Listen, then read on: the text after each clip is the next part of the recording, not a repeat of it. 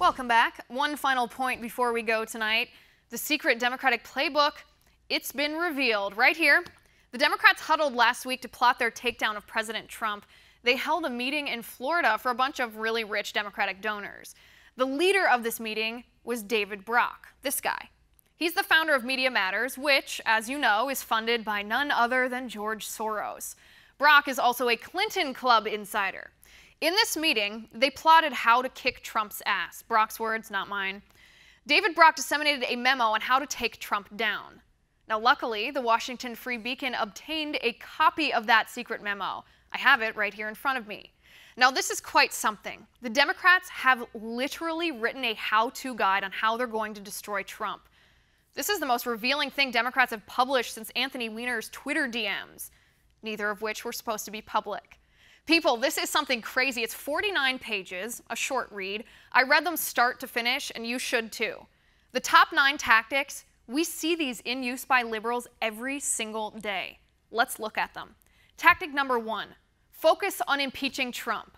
Yep, well, we've seen Democrats try to do that, only they have zero evidence or legal basis to back up their hysterical witch hunt.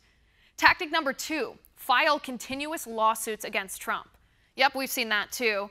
Maybe we should ask the Democrats why they think it's okay to waste taxpayer money, our money, your money, and my money, which is used to defend these lawsuits when no crimes have actually been committed. Tactic number 3, use the internet to delegitimize Trump. Yeah, it's called an echo chamber. Liberal tweet bots on Twitter retweeting angry progressive pundits who probably are paid to write anti-Trump nonsense. It's also called fake news. 50 years ago, it was called propaganda. Tactic number 4, partner with Facebook to fight so-called fake news. In other words, if liberals don't like what conservatives say, stifle our ability to say it. Tactic number 5, resist the normalization of Donald Trump. Well, yes, we've seen that. The problem with this lame talking point is half of America voted for Donald Trump. Tactic number 6, nonstop coverage of Putin. Well, yes, we've seen that. It's handy to have the mainstream media in your pocket to help you with this baseless narrative, huh, liberals? Get back to me when you have actual evidence. Tactic number 7, keep repeating that Trump lost the popular vote and he's the least popular president in history. While most great men in our history were unpopular at the time they were in office. And it's called the Electoral College. It protects the voices of minorities.